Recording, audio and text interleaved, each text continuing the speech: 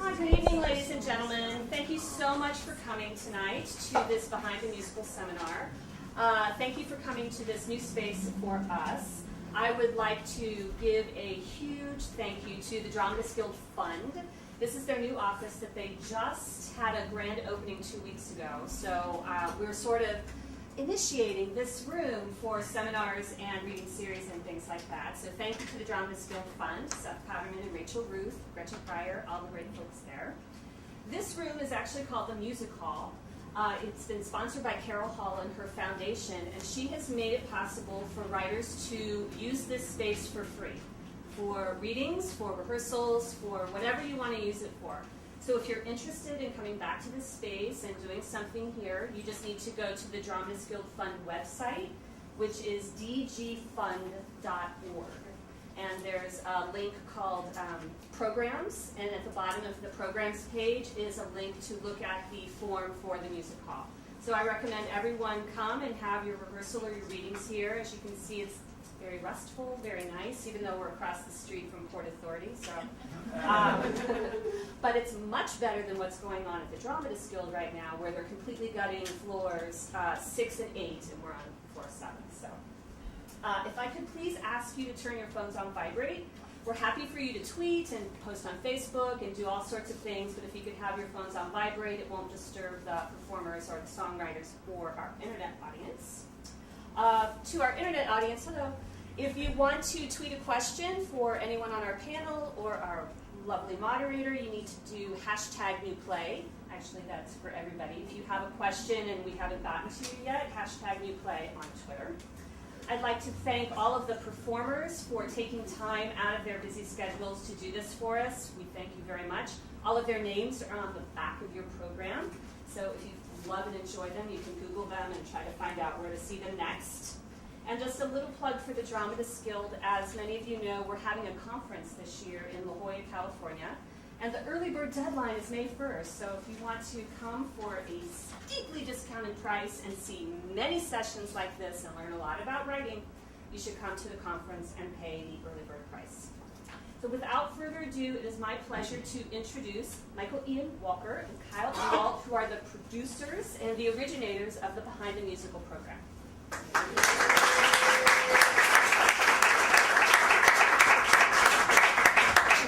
We'll let him adjust the camera so we can both fit in the frame, right? Casually. Thank you all for coming. It's really exciting for us to be, one, doing the show with the Dramatists Guild, but two, to be producing tonight and not be a part of it. This is the first Behind the Musical that we are not a part of, and we're super excited about that. And we're also incredibly thrilled and honored to have the wonderful, the fabulous Kirsten Childs here to moderate tonight.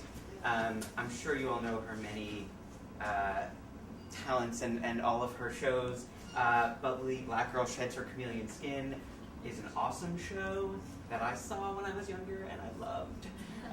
So without further ado, she's going to take us away and start with our first songwriter. Again, thank you all for coming. And for watching. And for watching. Tweet your questions. #newplay. Thanks, good. Well, thank you for that lovely introduction. And now we're going to start the evening, which actually today is the day of the 2015 Tony nominations. And as usual, they are all overwhelmingly wonderful choices. And also, as usual, they are all overwhelmingly white and overwhelmingly male. Which there are exceptions, but I think that's a pretty fair statement. So I'm curious, and I'm sure you are curious, as to what this says about the state of United States American theater, and should we care? And if we should care, why? And if we shouldn't care, why not? So these and other questions are things that we're perhaps going to discuss tonight, but before we do that, I would like to introduce you to two amazing musical theater writers and one amazing musical theater writing team. And I just want them to come up here and show their work. That nothing about diversity, or if they want to discuss the diversity while they're showing their work, they're perfectly welcome to. But I want you to see their unique voices. So the very first person that we're going to bring up is Michael Jackson.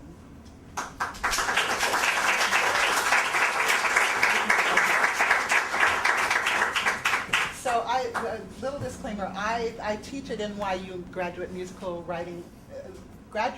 theater writing program, and Michael went to the school, and he is, I'm, a little biased, I think he's absolutely phenomenal.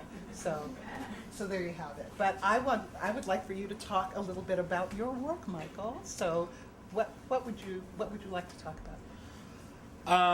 Well, I guess like one thing to know about me is that like I'm a musical theater writer who sort of came to it in a very extremely roundabout way, which was that I started off in high school as a fiction and poetry writer, who then a teacher just offhand said that something I had written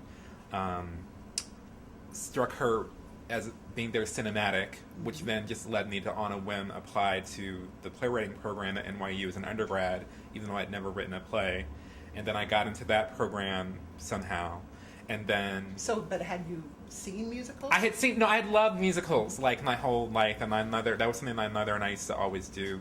And I was, as a kid, I was in shows, and so I definitely had a love of musical theater, but I didn't think... Just like I didn't think that people wrote musicals. I just thought they sort of like in a musical, just sort of happened. Like they just sort of, My goodness. And so like when I studied playwriting, and then one of my teachers, Martin Epstein, who used to teach at the grad program. Wonderful. Dramatic writing program teacher, and also musical theater writing program. And he just one day on a whim said, "Is anyone interested in a musical theater writing program?" And I just said, well, I like musicals. So then I just went to the open house, and I was like, oh, this seems like a cool program. And then I just applied to it on a whim. And then I got into the program, even though I'd never written a musical before. But then the way the program is structured, you sort of, everyone sort of starts on the same page, and then you sort of figure out where you fit in. And I was not a music person in the program, and I had no aspirations to be a music person. Though I did have somewhat of a music background because I played piano growing up. But once I studied lyric writing, that gave me a strong foundation for musical ideas that I had. And so then it wasn't until the end of the first year we had another class where a teacher said, if you're a lyricist who's never written music, you can try bringing it in for this class. And so then I just, on a whim, decided to try writing a song for this class, and the song went, which is one of the songs I'm going to do tonight. It was the first song that I wrote, and then I was encouraged to continue writing my own music. So like my intersection with musical theater, like I know we're talking about like diversity in one context, but one thing that I sort of am interested in bringing in is sort of like how everyone sort of connects with the form itself. And I think there's a lot of questions about diversity in that, because like I came into musical theater in an extremely roundabout way, and that had nothing to do with necessarily with skin color or economic background. Well, I guess that might have had a little to do with it, but there's a lot of factors that go in for me that go into the word diversity, and I'm interested in sort of unpacking that word even.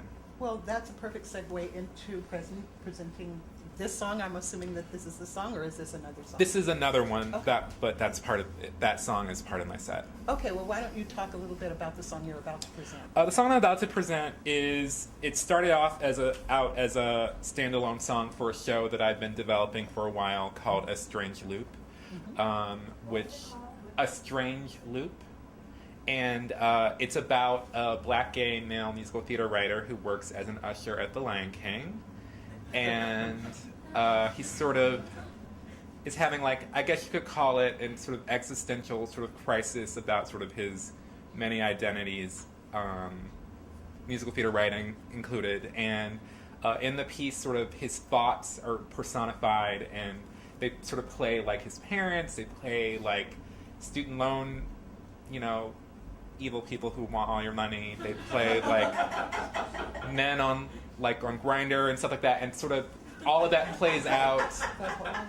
The whole spectrum of sort of problems and issues and questions that he's having about himself and who he is, and this song, which is currently in the show, but I might actually be about to cut it, but it's one that it has a statement that I think was important for me personally, but also for the character. So And what's the name of the song? it's called Second Wave. Second Wave, all right.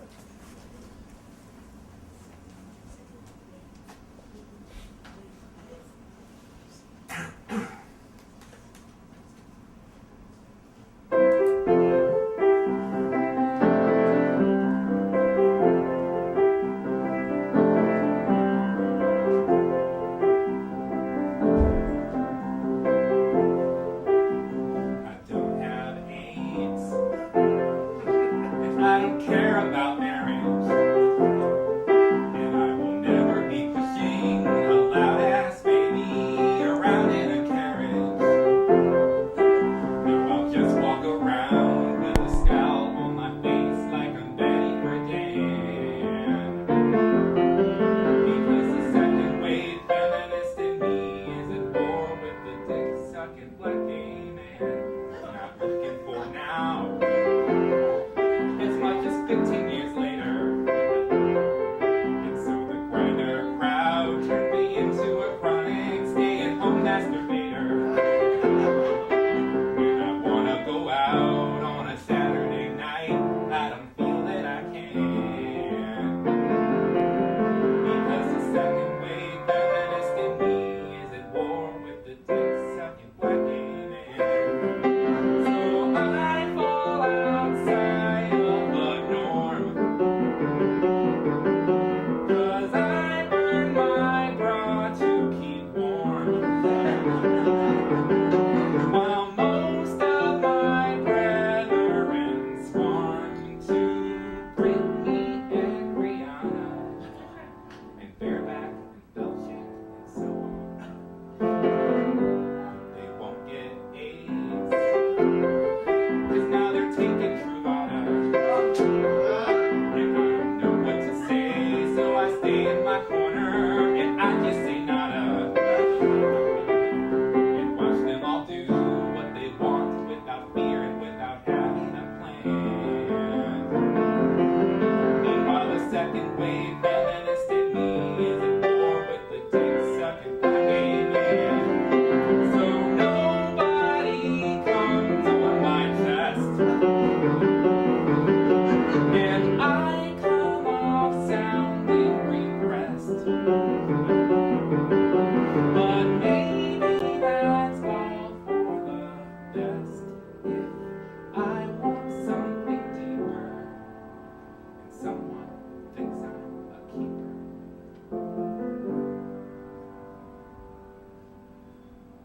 And who can understand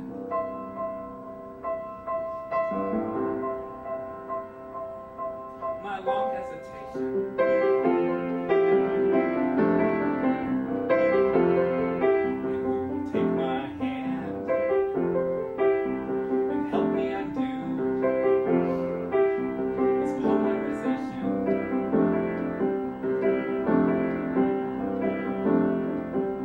It lets me curl up with Charlene, Mary Jo, Julia, and Suzanne.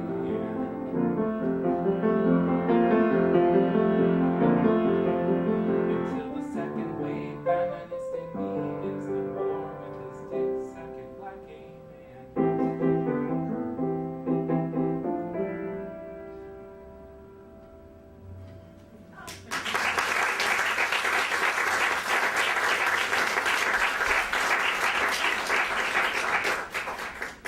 So why on earth would you want to cut that song?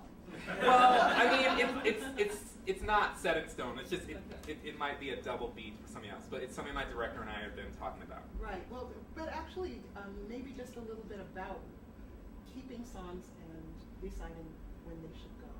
Can you talk a little bit about your process? Well, I mean, the interesting thing is, like, I just had a reading of this piece at this place called the Musical Theater Factory, which I want to plug. It's a really awesome space that, like, I'm happy to be a member of the writers group there and that part of that community. And we did a reading, and like we just got to get in a room full of actors and like go through the piece, and like just having that time and that space to do that just in going moment by moment, like you sort of feel sort of what's right and what's wrong and like what's not working. And like, and we cut actually quite a lot for the purpose of the reading, and it was really for the detriment. We didn't cut that from the reading, but in sort of a subsequent discussion with my director, we just had been questioning it. But I think it just really depends. It's really a question of like, if you're just having like a double dramatic beat, or sort of wondering about the dramatic function of the song itself. And this one was sort of a late entry into the piece, which is why I'm not fully ready to cut it, but it's one that's resonated oddly enough with people when I've like performed it. So, which has been like a very strange thing for me, because I was like very nervous about it when I first presented it. So. Well, I think it's a terrific song, and you know what? If you do cut it, it will be part of the trunk songs. The trunk of song, Michael Dead Jackson. Babies, Dead Baby trunk The songs. Dead Baby Yeah. trunk songs. Okay, so this work that you're working on, how far along are you with it? The one that you're. Well, it's interesting because this particular piece has, again, talking about like diversity and sort of my roundabout ways. Like this piece started off as a monologue that I wrote right after college, like over 10 years ago. Okay. And it was before I started writing musicals, and so like it started off with that monologue, and then I started writing the songs at NYU, and then I started trying to put those songs with the monologue, and then I started working with the director, and we started shaping the piece, and it just started taking its own little unique shape, because it's such a personal piece. It sort of defies the typical sort of dramaturgy that would normally go into a more conventional book musical. And so just finding the right temperament and the flow of it was really a challenge for me over the many, many years. And it wasn't actually until I started working at the Musical Theater Factory and I got a deadline. I found that like the thing that actually is my best friend is a deadline. And then Shakina, who's artistic director at Musical Theater Factory, gave me a deadline for the reading, and then I just happened to get a week-long residency at Goodspeed with the Johnny Mercer Writers Colony. And then I used that time there and the support of that really awesome group of people to like get me a little further along. Okay. And then we had the reading, and so it's just been a lot of incremental steps to getting the piece in the shape that it's in now. So now I'm just like working on some rewrites on it, and like I'm doing some sort of R&D to figure out about recording a demo. So like just little baby steps. Last night I had the honor of being one of the writers who was selected to represent the Johnny Mercer group at 54 Below last night. So that was really awesome. So, okay, well, why don't we go to your next song? Okay. And why don't you set this up as well? This next song is also from the show. It's called, and it's the song that I wrote in the NYU course that sort of propelled me to continue the one you writing. were discussing before. I was discussing this before. And it's called Memory Song, and it was just a song that I wrote. The thing about the song that's like both sort of the seed for the piece and just important for me is that like one thing that the teacher, Mike Reed, said was like the best argument. I want to tell them who Mike Reed is. Mike Reed was one of the teachers at NYU who was our chair's collaborator, Sarah Schlesinger, and he also was the writer of the song I Can Make You Love Me, that Bonnie Raitt sings. And one thing that he said to me that has always stuck with me and sort of been like a sort of a touchstone for me is the argument against work that you hate is your own, which is another way of saying be the change that you want to see in the world. And so I sort of always think about that in that I feel like I'm a demographic that is not necessarily, I'm a consumer. And I consume media, I consume entertainment, I consume theater, but I'm not necessarily a demographic that anyone is trying to market to, for example. And so the thing that I started doing with this song and eventually with a lot of my work was to create the things that I would want to see as someone who is a consumer. And so this song is one that is like for and about Black gay men and that experience, which I know a lot about, but it's also something that like I offer up to an audience to sort of have their own connection to. Okay, great. And the song title again is? It's called Memory Song. Memory Song.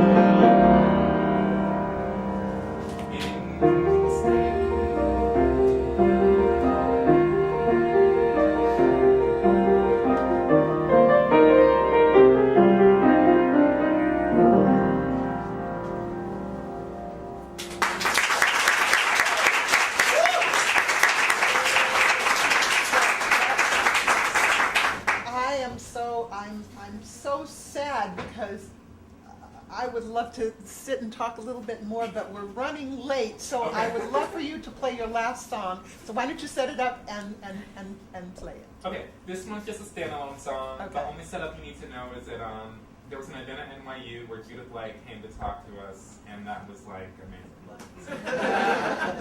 And the title again? I'm sorry? Judith. Judith.